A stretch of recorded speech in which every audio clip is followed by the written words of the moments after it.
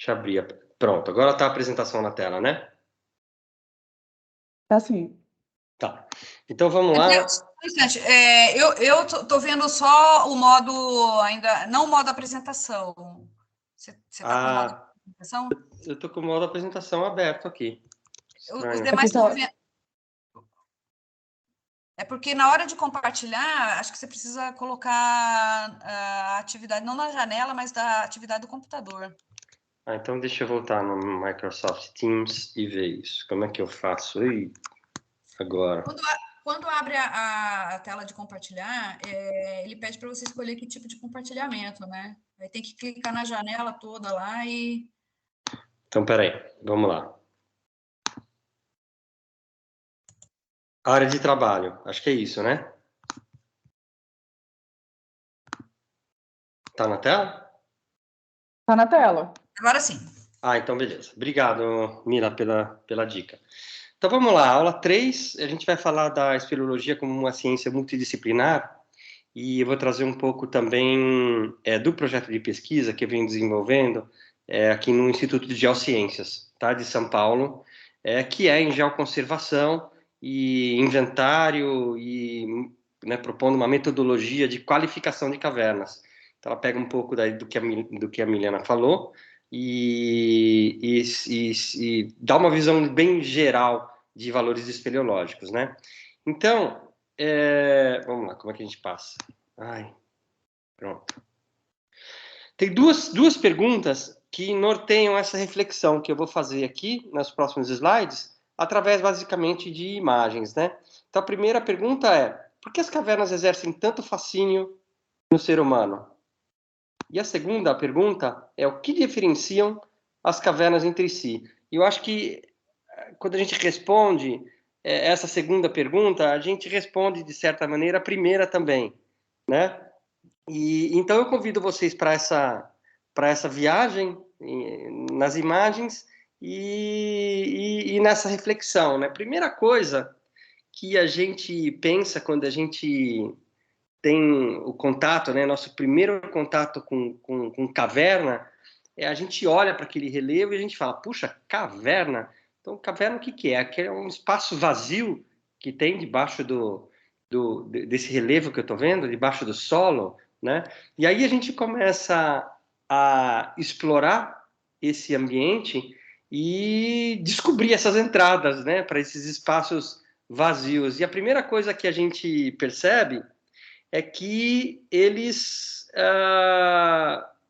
não são tão vazios assim, né? Eles têm muitas formas diferentes e uma morfologia diferente. A gente encontra coisas muito diferentes. Algumas cavernas elas são apertadas, as entradas são apertadas, né? E outras têm volumes gigantescos, né? Colossais e enormes. E um primeiro aprendizado que a gente tem é que não existem duas cavernas iguais, né? Elas são sempre diferentes. Acho que é impossível a gente ter duas cavernas iguais. Então, o primeiro aspecto que talvez diferencie as cavernas entre si, já respondendo uma daquelas perguntas, é o aspecto espelhométrico, é a espelhometria. São as medidas, é o tamanho, é a morfologia dessa caverna, né? Isso aqui é uma parte do mapa da Toca da Boa Vista, é a maior caverna do Brasil, com 114 quilômetros explorados há mais de 30 anos, né? Realizando uma topografia para se chegar nessa medida. Então, a gente aprende, primeira coisa, essa, né? As cavernas são muito diferentes entre si, elas têm tamanhos e formas muito diferentes, né? Um segundo aspecto que a gente aprende que diferencia as cavernas é a beleza cênica, né? Tá, a Milene falou disso, e aqui a gente vê algumas imagens, né? E se você for buscar o que é beleza cênica, e se aprofundar, é algo um pouco individual de cada pessoa, né, subjetivo, mas tem alguns aspectos que podem ajudar nessa beleza cênica. Por exemplo, dolinas que iluminam a caverna e que trazem essa iluminação natural e que, de certa maneira, estão associados com a beleza dessa caverna, né? Aqui o Gruta do Janelão, com as suas dolinas, aí você tem lá todo um ecossistema também proporcionado por essa iluminação natural. Isso dá um aspecto cênico claramente, acho que para todas as pessoas, né? Aqui a gente tem também uma imagem lá do Janelão com esse ecossistema, então, né, proporcionado por essa iluminação natural, né? Volume da caverna também, os espelhotemas, o rio subterrâneo. Então, esse conjunto de fatores, cachoeira, né, eles podem ser considerados como fatores que contribuem para essa beleza cênica, né? Lagos subterrâneos, então são características que contribuem, né? E outra coisa que a gente... deixa eu ver se eu consigo tirar isso aqui de cima. Não, tudo bem. Outra coisa que a gente percebe é que a água, ela está sempre presente, né? Então, a gente entrou na caverna, a gente descobriu que aquele espaço vazio é diferente, a gente descobriu que tem uma beleza cênica presente, então a gente descobre que também tem uma relação ali entre água e a caverna, né? E quanto mais a gente segue esse caminho da água, mais a gente vai percebendo que ela tem um papel fundamental na formação das cavernas, né? E que ao mesmo tempo em que essa água ela dissolve a rocha e ela vai formando o seu caminho debaixo da terra, ela também ajuda a preencher esse espaço outrora que a gente achava que fosse vazio, né? Então, ora essas águas são calmas, tranquilas, a gente tem lagos, em outros momentos são águas turbulentas, violentas, e que a gente vê bem esse trabalho da água sobre a rocha, né? Fica claro em alguns condutos que ele é formado através da dissolução e que o rio está fazendo ali, então, um trabalho importante na formação da caverna, né? E, ao mesmo tempo, é aquilo, né? A gente aprende que a água tem esse papel importante na formação, deixando as suas marcas, mas também ajudando a preencher esses espaços, né? E deixando ali cicatrizes do seu trabalho, né? Nas paredes, no piso, no teto, né? Em lugares que hoje são áreas áridas, do clima árido, de clima seco, já ali você tem o registro de outras épocas, onde você teve outros regimes climáticos, né? Como essa sala na Toca da Boa Vista, porque provavelmente ela já foi totalmente inundada. E você tem ali nos espelhotemas, no teto, nas paredes, diferentes épocas climáticas registradas, né? Muito bem. Então a gente aprende muita coisa, né? E a gente usa, a ciência aprende muita coisa. Então a gente tem um aspecto educativo que também diferencia as cavernas. Algumas cavernas, elas têm esse potencial de exemplo educativo muito maior do que outras cavernas, né? Porque a gente está ali vendo a formação da caverna por dentro. A gente está vendo muitas vezes a estrutura da rocha por dentro. Então, o exemplo pedagógico dessas cavernas também é algo que as diferencia, né? Então, aqui, por exemplo, a gente tem épocas diferentes, eventos que aconteceram dentro da caverna, do cruzamento ali, de formação de espelhotema, um espelhotema tombou e formou um escorrimento por cima. Então, isso é algo muito bacana e muito importante. Então, a gente está falando de formação de cavernas, vocês já tiveram essa aula, né? Então, aqui eu falo de uma maneira bem simplificada, né? Tem algo muito claro aqui, que é a relação entre água, rocha e tempo, né? Então, para a gente entender de uma maneira muito simples esse ambiente, a gente tem que considerar esses 3 elementos, e tem que pensar no tempo numa escala diferente da escala humana, né?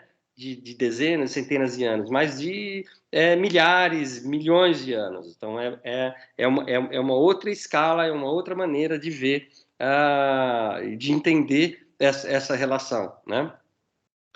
Muito bem, então, a gente falando de dissolução, mas também tem o preenchimento desses espaços vazios com a precipitação dos espelhotemas, né? Então, aqui a gente tem um exemplo da Caverna do Diabo, com colunas, com uma infinidade de estalactites, estalagmites, né? Nós temos os travertinos, aqui a gente tem um conjunto de pequenos travertinos com formação de pérolas dentro, e essas pérolas elas transbordam e elas se acumulam numa outra sala com milhões e milhões de pérolas, né? Aqui nós temos vulcões, também travertinos com cristais, aqui o acúmulo de pérolas, com milhões e milhões de pérolas em uma sala. Nós temos os cristais de aragonita, de gipsita, aqui uma fotografia do setor Taquiopa, na Caverna Santana também, com uma singular fragilidade e diversidade de espelhotemas. Então, também são aspectos que diferenciam as cavernas, né? Os espelhotemas, principalmente na concentração, na fragilidade, na singularidade, né? E muitas vezes a gente tem tudo isso junto em uma só caverna, né? Então, os espelhotemas também são aspectos de diferenciação. Costumo dizer também, de uma maneira simplificada, que a caverna é como se fosse uma máquina do tempo, né? Então, quando você, fora da caverna, as intempéries, elas mudam muito o ambiente. Mas dentro ali, naquele ambiente subterrâneo, mais protegido, quando você entra na caverna, é como se você voltasse para o passado. Você tem ali uma interferência muito menor. Então, as coisas que acontecem ali dentro da caverna, muitas vezes um animal que entrou, se perdeu e acabou morrendo, ou que foi carregado para dentro da caverna, né? Você tem aquilo de uma maneira muito melhor preservada do que fora. Isso aqui é na Bahia, é uma gruta chamada Bom Pastor, e ela foi em algum momento entupida por sedimentos, e depois esse desentupimento foi acontecendo e ficando registros no teto daquele sedimento todo que carregou junto ossos, né? Então você tem no teto da caverna, ela é repleta de ossos de diferentes animais, né? Essa aqui é uma caverna aqui também no estado de São Paulo, no Petar, no sul do estado de São Paulo, que aconteceu a mesma coisa. Então, ela foi entupida por sedimentos de algum grande evento de inundação, né, algum grande evento que aconteceu no passado. Depois ela foi sendo desentupida e ficou no teto da caverna parte de um esqueleto de um preguiça gigante, né? Então você tem ali a parte da coluna vertebral, arcada dentária. Então, o aspecto paleontológico, ele também diferencia as cavernas. Algumas cavernas, embora todas tenham um potencial paleontológico, algumas cavernas têm isso muito claro, né? E outras menos, né? Esse aqui é um dente de mastodonte encontrado aqui numa caverna também no estado de São Paulo. Primeiro registro de mastodonte no estado de São Paulo. Então veja quão importante é o aspecto paleontológico, né? Essa é uma fotografia da Bahia, onde a gente teve aqui, eu tirei a fotografia da fotografia, né? De uma pessoa que morava do lado de uma dolina e que retirou ossos pequenininhos, né? De dentro da caverna. Hoje não se retira mais, né? Mas hoje você estuda uma ciência chamada tafonomia, que estuda como é que aquele osso chegou lá, como aquele animal morreu, como ele foi carregado. Então, existe todo um estudo feito no local antes de uma retirada de fóssil, mas antigamente tinha-se uma outra mentalidade, então muitos ossos foram retirados de cavernas, até inclusive sem muito critério, né? E, bom, a gente falando da vida passada, mas a vida atual, né, também é algo que diferencia as cavernas e que é um aspecto muito importante a ser levado em consideração, que são as faunas subterrâneas, né? Todos os anos tem talvez todos os meses a gente tem publicações de novas espécies encontradas no meio subterrâneo, né? E é muito raro você ter fotografia de animais com esse descritivo embaixo, né? Espécie ainda não descrita, não conhecida. Então, como as cavernas elas são ambientes protegidos, né? A gente não pode dizer que são ambientes separados do meio externo, mas eles têm eles não são isolados, completamente isolados, mas eles têm um certo grau de isolamento. O que acontece com um animal que entra nessa caverna e ao longo de gerações e gerações se especializa, né, a sobreviver dentro dessa caverna? Ele vai sofrendo algumas especializações, algumas mutações. Então, é muito comum que encontremos espécies não descritas e que toda caverna tem o potencial de abrigar novas espécies, né? Então ele vai se despigmentando, ele vai perdendo a visão, alguns órgãos sensoriais vão aumentando, né? Isso aqui é um famoso peixe aqui do Petare, é um símbolo do Vale do Ribeira, né? Que é o bagre-cego. E ele tem ali, ele é um animal totalmente especializado ao meio subterrâneo, né? Que a gente chama de troglóbio. Né, ele já passou por um troglomorfismo, então ele passou por uma metamorfose evolutiva de especialização naquele meio subterrâneo. Ele não tem mais olhos, né? Você percebe que o bigode dele cresceu, é enorme, então é um animal especializado ali a encontrar o alimento no escuro, né? A se locomover no escuro. Existe um estudo, uma publicação que publica que o animal esse animal ele tem alguns deles desenvolveram papilas gustativas ao longo do corpo, então ele consegue identificar o alimento ali sem precisar comer. Antes de comer ele passa perto ali, ele já sente se é um alimento ou não. Então veja que existe todo uma fauna subterrânea a ser descoberta e estudada, né? Mas nós não somos os primeiros a se fascinar por esse ambiente subterrâneo, né? Então existe um aspecto pré-histórico dos nossos antepassados, do homem pré-histórico, que já frequentava não a parte muito para dentro da caverna, mas ali o ambiente dos abrigos, as entradas das cavernas, e foram deixando ali os seus registros. A gente está falando aqui de pinturas rupestres de 10, 8, 13, né, no Brasil, 1000 anos. A gente fala do Homo sapiens, a gente está falando de 45, 50 mil anos, né, em outros países, mas hoje sabe-se que as cavernas já eram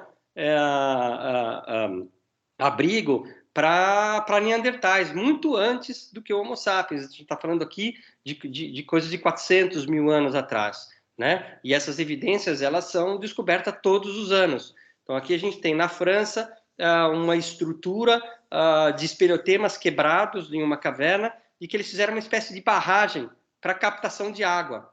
Então, a ruptura desses espeleotemas foi datada em 175 mil anos, né? O que também remete a um trabalho neandertal, do Homo sapiens, mas do Neandertal, para captação de água. Isso aqui também é um esqueleto de Neandertal, encontrado numa caverna na Itália, e a datação dessa calcita sobre os ossos é de 400 mil anos também, aproximadamente. Então, a gente também está falando de Neandertal. Esses são artefatos encontrados também dentro de cavernas, artefatos também associados aos Neandertais. Então, a gente tem uma ocupação muito mais antiga das cavernas do que a gente imaginava há alguns anos atrás, né? Dando um salto e passando aqui por eventos também que remetem à mitologia grega, histórias bíblicas. Isso aqui é uma caverna na Sicília, é uma caverna que é uma caverna vulcânica na Sicília, ela tem um altíssimo grau de CO2, né, e uma temperatura altíssima, e o pessoal explorando tem encontrado ali furnas funerárias, uma série de artefatos arqueológicos e que remetem, se você for buscar ali mitologia grega, histórias bíblicas, você encontra essa caverna como uma referência da porta do inferno, então onde eram feitas oferendas, né? Isso aqui são potes de vinhos também de oferendas, muitos esqueletos né, sacrifícios. Então você tem ali todo um aspecto histórico muito importante relacionado às cavernas também, né? Esse aqui é um estudo recente também, uma escavação recente na Croácia, que encontrou ali peças, provavelmente um túmulo de um guerreiro medieval. Então a gente está falando aqui de 2.400 anos atrás. Vê que a gente está dando saltos, né? A gente foi lá para 400 mil anos, a gente passou ali por algumas pinturas rupestres aqui no Brasil de 10, 8 mil anos. Aqui a gente está falando de ainda na Europa 2.400 anos atrás, né?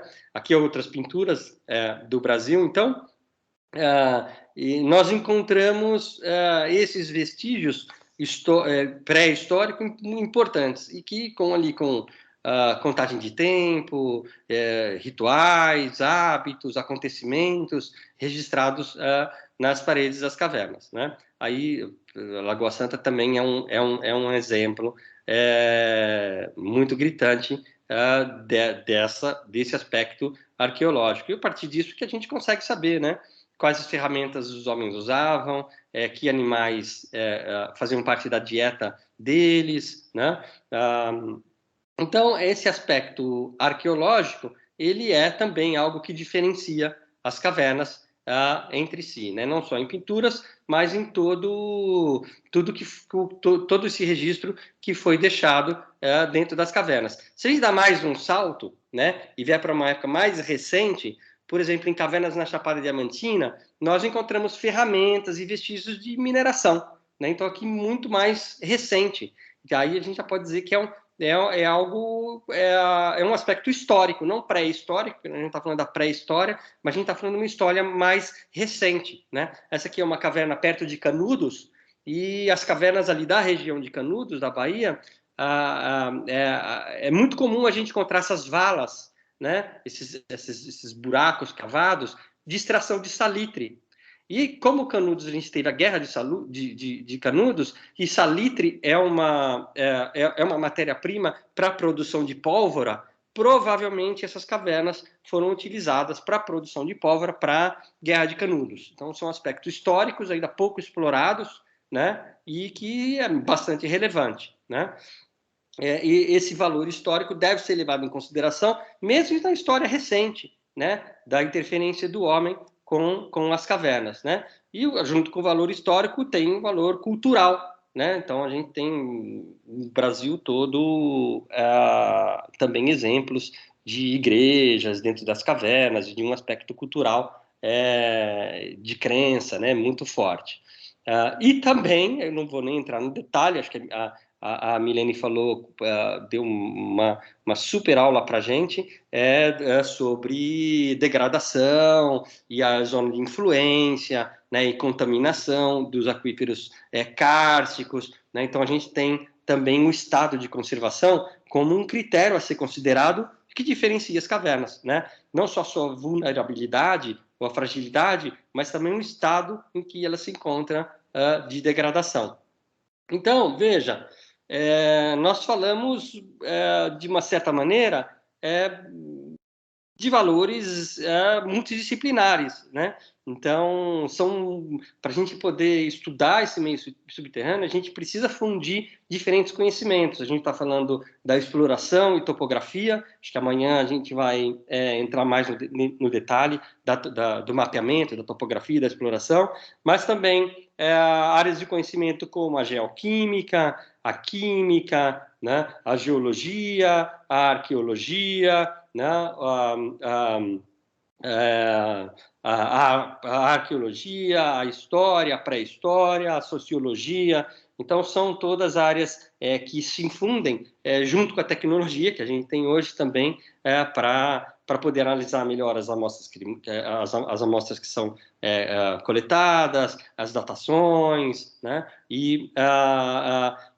Então, quando a gente olha para essas áreas do conhecimento e a gente começa a separar ali todo o conhecimento que a gente trabalha para um melhor entendimento das cavernas, né? A gente vê que, na verdade, a organização deles não é assim tão cartesiana, né? Ela é a conexão multidisciplinar entre todas essas áreas. Por isso é importante para quem trabalha com caverna, para quem atua com caverna, ter um entendimento, mesmo que superficial, mas ter um entendimento de todas essas áreas de conhecimento e de como elas se conectam, né? Para quê? Para contar e para entender melhor a história do lugar que a gente vive, né? A história do planeta, a história geológica e a história da vida no nosso planeta também. Bom, pois bem, então uma parte da pesquisa que eu venho desenvolvendo é justamente como mapear esses critérios todos e esses valores espeleológicos. Então, a pesquisa, a gente desenvolveu uma metodologia de mapeamento que qualifica cavernas, né? Então, faz um mapeamento de uma área, ou de uma caverna só, ou de toda uma região, sob o ponto de vista de critérios e valores espeleológicos. Então, foram separados ali 14 critérios para serem mapeados e que alimentam 4 valores espeleológicos e um alerta de conservação. Então, a gente falou de espeleometria, a gente falou de espeleotemas, né? A gente falou de arqueologia, de paleontologia, do conhecimento histórico que aquela caverna acumula, do uso turístico daquela caverna, beleza cênica, exemplos pedagógicos, conhecimento científico associado, que já sabe cientificamente sobre aquela caverna, e a utilidade de campo, né? E também 3 critérios, como fragilidade, vulnerabilidade e degradação, que alimentam um alerta de conservação sobre aquela caverna. E também um vínculo regional, que aí a gente é a relação da caverna com as comunidades do entorno, né? E todas esses 14 critérios alimentam 4 grandes eixos, né? Valor científico, valor pedagógico, valor histórico-cultural e valor turístico, fora aquele alerta de conservação que a gente já viu. Então, as cavernas são avaliadas coletivamente pelas pessoas que trabalham ali, né, que conhecem e que atuam naquela região, e você tem, então, uma saída de dados dessa maneira, né, com os 14 critérios, aqui à esquerda, e com os 4 eixos, né, os 4 valores espeleológicos e o alerta de conservação. Essa saída permite com que a gente possa identificar e comparar cavernas entre elas, né, na mesma região, ou também em regiões diferentes. Então, aqui eu tenho, por exemplo, unidades de conservação diferentes, a média das cavernas daquela unidade de conservação, comparada com outras unidades. Aqui eu tenho o Petá, né, em azul, tenho o Parque Estadual de Intervales, o Parque Estadual Caverna do Diabo e cavernas fora de unidades de conservação. Eu tenho uma visão de como essas cavernas estão, né, em relação aos 14 critérios e aos 4 eixos e o alerta de conservação. Então, isso é importante porque ajuda a organizar os valores espeleológicos, né, e ajuda a gente a entender melhor a diferença, já respondendo aquela primeira pergunta que a gente tinha lá no início, a diferença das cavernas entre si, né? Isso também nos ajuda a poder fazer uma gestão melhor da conservação daquelas cavernas, do uso e de uma estratégia de geoconservação. Aqui, por exemplo, eu tenho um cruzamento de dados entre o uso pedagógico e a possibilidade de ter aulas de campo, a possibilidade de ter visitas para atividades educativas nas cavernas. Então, eu tenho ali um ranking de cavernas mais importantes de uma região, no caso aqui de todo o Vale do Ribeira, para esse tipo de atividade educativa e principalmente também atividades pedagógicas em campo, na caverna, né? Portanto, respondendo aquela pergunta do início, né? O que diferenciam as cavernas entre si? Aqui, uma proposta com critérios e valores espeleológicos que diferenciam as cavernas, que diferenciam as unidades de conservação, as regiões, e que nos ajudam a trabalhar de uma maneira muito mais interdisciplinar, né? Multidisciplinar. Então, essa é a apresentação que eu trouxe. Não sei se a gente falou muito tempo. Deixa eu parar aqui a apresentação. Pronto. Acho que a gente tem mais alguns minutos e para abrir para perguntas e discussão. Se alguém quiser também expor ali as 3 coisas que aprendeu, as 2 que vai ensinar para alguém e a coisa que vai levar para a vida, também é legal porque a gente pode nortear nossas discussões com base nessas anotações.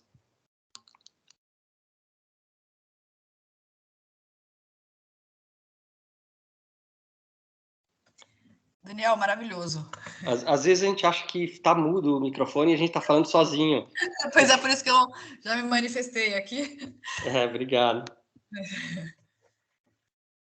É uma visão bem superficial, né, Milene? Acho que é legal, assim, porque ela é complementada pela aula que você e os demais estão dando. Aqui eu fiz mais uma visão bem geral, olhando um pouco de cima ali, todos os aspectos. Mas a forma, né, das coisas serem ilustradas com as imagens é muito mais material, né, para o pessoal. Bom, a gente gostaria de ouvir alguma